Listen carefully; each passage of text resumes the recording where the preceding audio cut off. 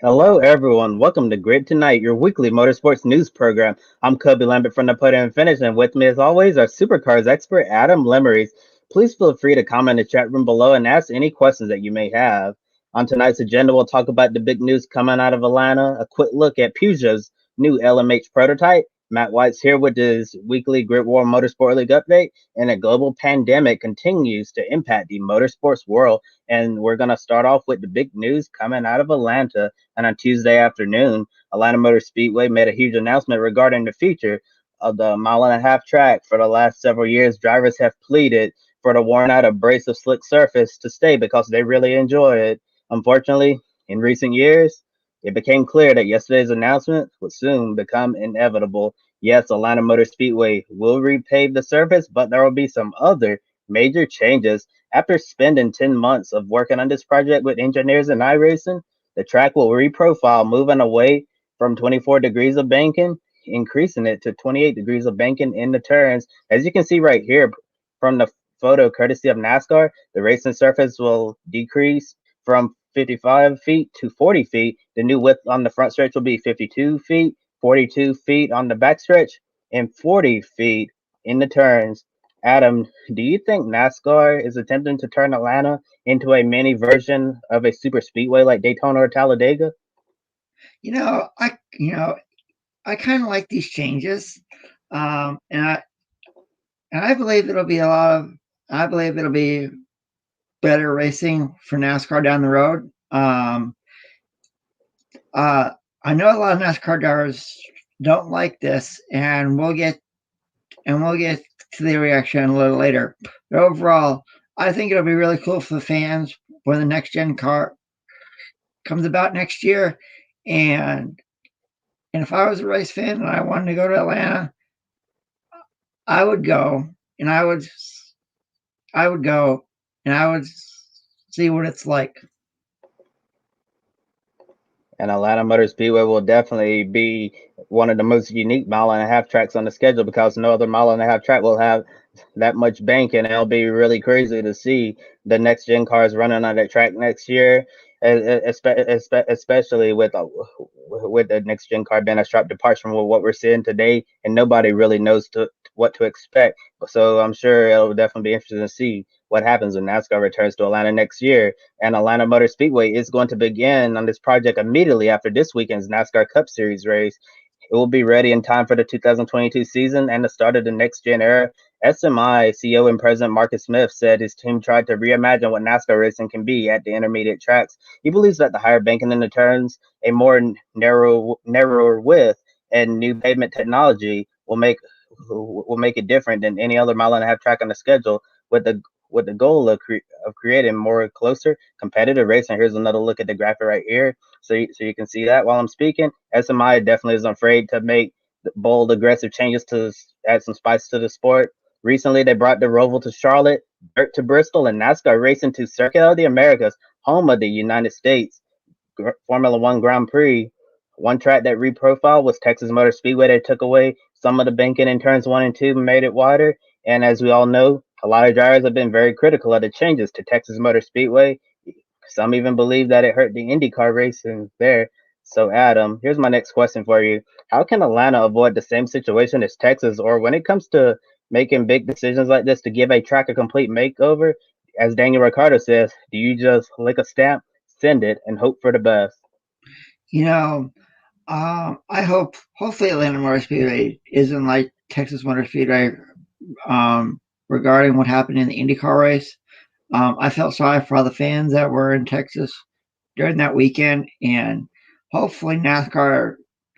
Hopefully this will be really good for NASCAR down the road. I'm looking forward to seeing these change. I'm looking forward to seeing what these changes are going to look like, and you know, I kind of like what Daniel Ricciardo said. And overall, it should be interesting down the road. It seems to me that it'll be a lot competitive and closer racing. So we'll see what happens in 2022.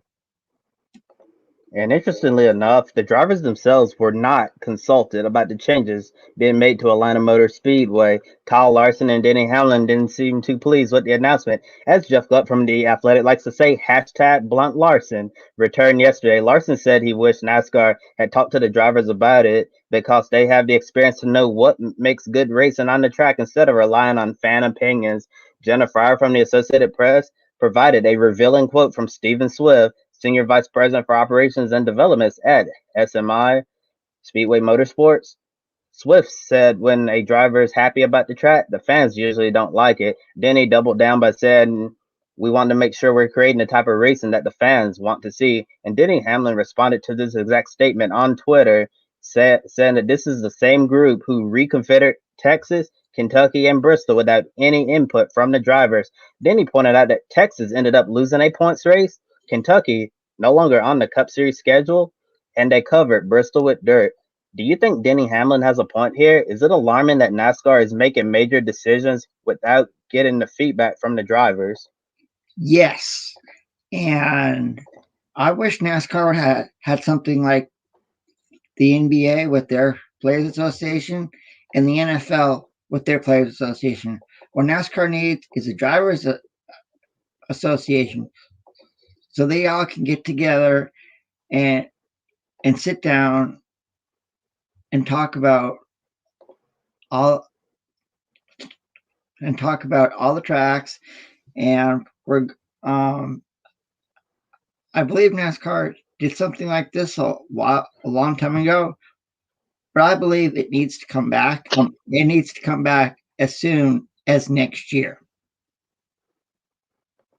I think it's a very dangerous precedent for NASCAR to be doing this without consulting the drivers. Yes, the drivers aren't going to always agree with everything NASCAR does, but I think they should be courteous enough to reach out to the drivers and see what they think about any changes that they're going to make. And I just keep thinking about what Brad Keselowski said several years ago when I saw how some of the drivers did not really like the change to Atlanta Motor Speedway that's coming immediately after this weekend's Cup race. I remember when Brad Keselowski said it's going to be a shame one day when the best drivers don't come to NASCAR, when they'll come to other forms of racing, and when NASCAR is not listening to the drivers like this, and they're putting fans' opinions over the drivers. They're really saying that well it comes off as that we don't really value your opinion as much, and I think drivers want to be in a place where they're appreciated. And with all of the changes that NASCAR making, losing some interest within the fan base, I think that this is definitely something that we need to pay close attention to moving forward, because if we don't see any changes, Brad Keselowski's prediction he made several years ago might come true over a period of time. And I mentioned iRacing's involvement with helping NASCAR test out this new project before signing off on it. With that said, here's a video courtesy of iRacing of the new for 2022 Atlanta Motor Speedway with 28 degrees of banking in the turns.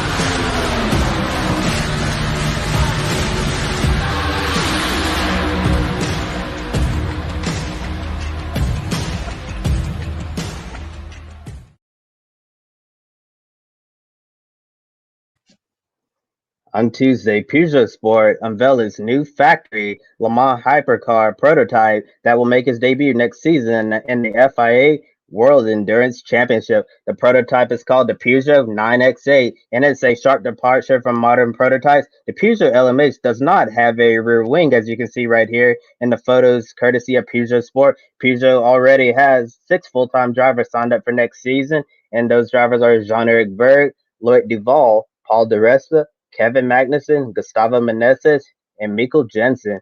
Next, here's Matt White with a Grid World Motorsport League update. Hi everyone, Matt White here from the Grid World Motorsport League, and we are back for another Grid World Motorsport League update. You'll notice the English shirt is on. By the time this goes out, we'll know if I'm happy or sad with the England-Denmark game this evening in the Euros at Wembley. Come on, the boys. Hopefully a 3 lines victory. But let's have a look and see who was the victors this week in the Grid World Motorsport League. Well, as it is week 19, we have a second week at the top for Jason O'Halloran, the 3-time British Superbike winner from last week at Alton Park. They're back in action this weekend at Knock Hill, so expect changes there. Him and Christian Idden, who slipped, or gone up, shall I say, to 6th position this week from 7th, because Jonathan Ray has slid down to 7th after a win, but also a non-top 10 score in that crash in the third World Superbike race of the weekend at Donington. We've now got a 50-50 split in the top 10 between bikes and cars, with Toprak Razgatlioglu, the new World Superbike Championship leader and Grid World Motorsport Performer of the Weekend award winner with his 2 victories at Donington. He's jumped to 9th in the standings. He was just on the outside looking in, and he has replaced Lewis Hamilton. The first time in 3 years of the Grid World Motorsport League that Lewis Hamilton has not featured inside the top 10. So that is pretty amazing, and Lewis will be obviously looking to change that at Silverstone in a couple of weeks' time. By the way, the sprint qualifying races will count as Grid World Motorsport League scoring races. So he's got double the opportunities to try and catch Max Verstappen, who won again at the weekend and is 3rd in the Grid World Motorsport League behind Jason O'Halloran and Nico Maulini, 2 former, or 1 the current leader and 1 former leader. So big changes happening this week and more to come this weekend, with most of our top 10 in action again with BSB and Repco Supercars at Townsville. Shane Van Gisbergen currently 5th on the list, so he'll be looking to extend his score and bump himself back up towards the top of the standings. I'll have another update for you on the show next week, and look out for the newest top 10 update next Monday on Grid at WML on Twitter. I'll give you another update here on the Grid Show next week. Thanks for the update, Matt. And now moving to a more serious topic. While we all want to be done with this global pandemic, I know you want to be done with it. Adam wants to be done with it. I want to be done with it. All of us want to be done with this coronavirus. But unfortunately, the pandemic is not yet done with us. The emergence of the more highly transmissible Delta variant, which originated in India, is really complicating our efforts to put the pandemic behind us. Unfortunately, it continues to impact the motorsports world as well, especially with everything going on down under in Australia. The Formula One Australian Grand Prix at Albert Park in Melbourne has been cancelled until next year. We'll have to wait a little while longer before we can see the updates to the track in an effort to create more overtaking and provide a better on-track product. MotoGP also canceled their race at Phillip Island. Australia has taken a different stance to fight the pandemic than the rest of the world by imposing these hard lockdowns and strict travel protocols to keep the virus under control. However, the Delta variant has caused some concern because Australia hasn't been able to stop it from spreading like earlier on in the pandemic. And while their case numbers are extremely low compared to other continents around the globe, the Australian government isn't taking any chances with this virus as they try to ramp up their vaccination rate. Adam, how frustrating is it for Formula One and MotoGP to miss out on racing down under once again? It is very, very frustrating. And to give the fans from perspective, I have a lot of friends who live in Australia. And from what I've seen on their social media pages, it's been very hard on them. And I feel sorry for all the fans who want to see the battle between Max Verstappen and Lewis Hamilton and MotoGP from Phillip Island. I hope and pray that these races are on the schedule next year, because those Australian fans, when it comes to motorsports, go absolutely crazy. And I feel so sorry for them right now because of everything that they're going through. And want to say here at the Grid Network, we're all praying for everyone in Australia so they can get back to normal like we are here in the United States. Instead, in Australia, it was announced today, Adam, you actually brought this to my attention, that supercars will race in Townsville on back-to-back weekends. The originally scheduled races this weekend for the Townsville 500 will take place as normal on July 9th, 10th, and 11th.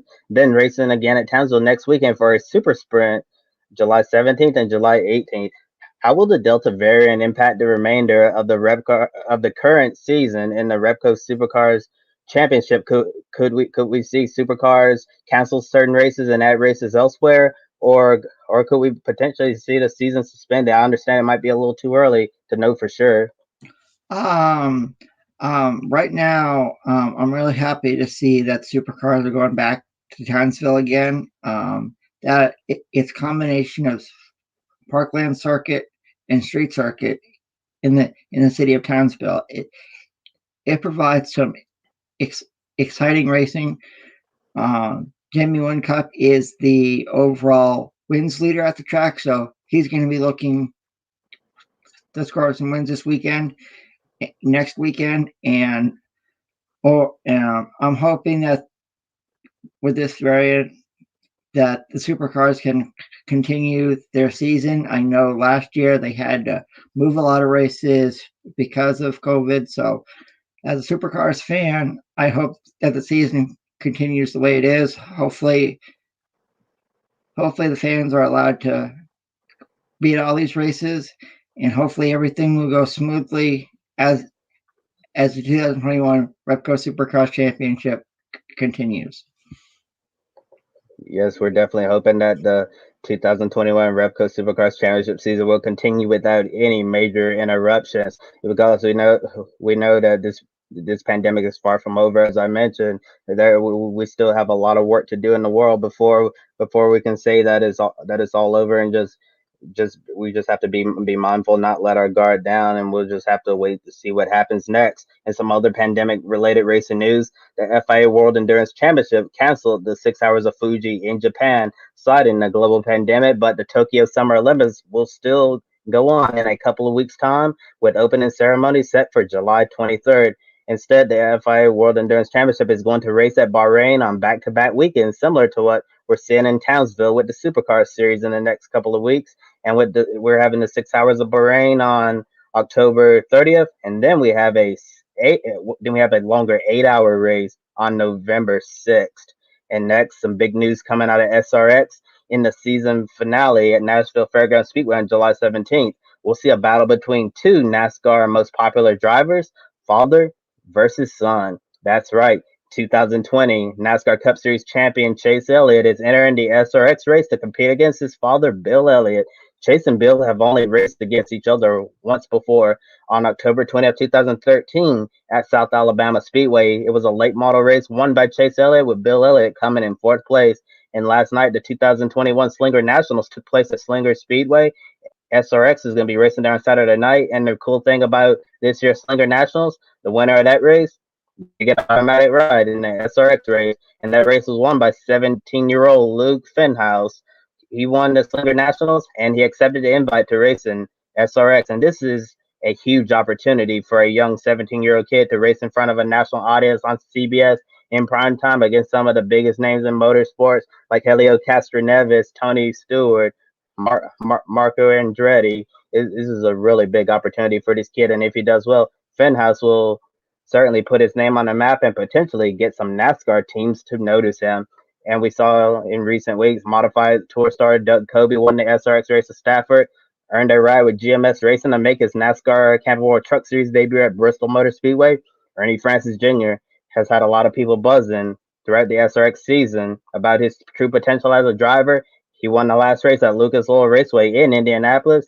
Now Luke Fenhouse can go out there and do the exact same as Ernie Francis. And before we get to everyone's favorite game, Adam Lemerise has some special NASCAR trivia to share with you. That's right, Kobe. We're just talking about Chase Elliott racing against his father. Well, to give the viewers some NASCAR history, on this day in 1990, Dale Earnhardt Sr. won his first NASCAR Cup Series victory at Daytona. And 20 years ago on this date, we all may remember what happened.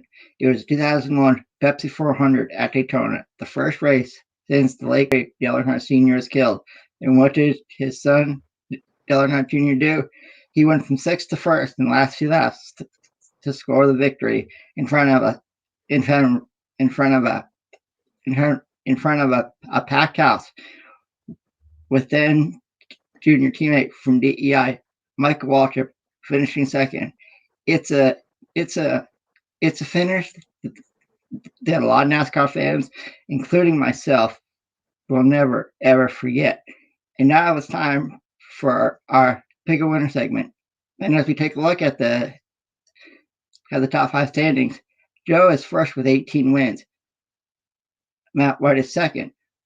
Kobe and I are tied for third, and Ben Schneider is fifth. We encourage all of our viewers to participate in the chat room so we can know who you're picking for this weekend's races. The first race that we're going to pick tonight is race 1 from the NTI Townsville 500 in Queensland, Australia, for the Repco Supercar Series. Kobe, who do you have claiming the checkered flag? The checkered flag in race 1 at Townsville. This is not going to shock anybody, but I'm going with the guy at the top, Shane Van Gisbergen. I'm going with his teammate and who has the most wins at the track, Jamie Whincup. Now it's time for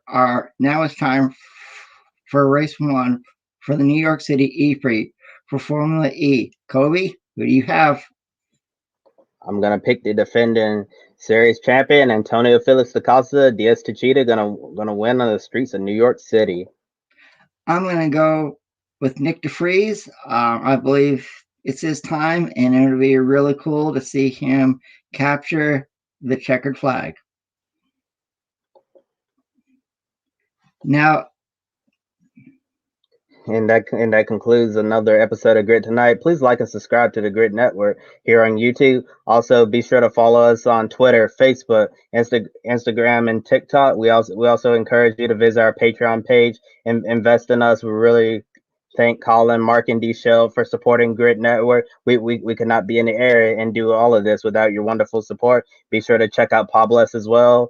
Consider spoiling your furry friend to have dog leashes, clothing, and accessories for dogs of all sizes. 10% of your purchase will go towards helping homeless, sick, and rescued dogs. And on Thursday, look out for a brand new episode of the Women Racing to Win. Saturday, Grid Live pre-race at noon Eastern like normal. Sunday, Grid Live wrap-up 90 minutes after the NASCAR Cup Series race at Atlanta Motor Speedway. For Adam Lemerise, I'm Kobe Lambeth from the Podium Finish. Thank you for watching, and we'll see you next time. Joe Samaniego here, wanted to invite you to go check out Pablos. Pablos is a dog clothing and accessory company based in Austria. 10% of each of your purchases goes to helping dogs in need, whether it's homeless, sick, or ill dogs. This is one of the reasons why we support it. Kiska here is a rescue dog from rural Alaska and our Grid office dog. We care about our furry buddies, and we know you do as well. Definitely check out pablos.com. There's a link on the video description, and by clicking on that link, you get a 10% discount on your purchase as well.